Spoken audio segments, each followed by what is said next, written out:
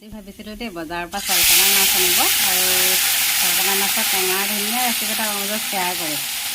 পিছে এয়া বৰিয়লা মাছে আনিলে, যিহে গৰম পৰিছে মাছকেইটা অকণমান পেটুৱে খালে। তাকে ভাবিলোঁ বজাৰৰ পৰা লাই শাকো আনিছিলে, লাই শাকতে মাছ দিওঁ। লাই শাকত আকৌ নহৰু আৰু পিঁয়াজ মই দুটা দিলে ভাল পাওঁ। অকণমান ভাজি লৈছোঁ ৰঙচুৱা হৈ লৈছে। লাই শাক আজি প্ৰথম খাম দেই, লাইখিনি দি দিছোঁ।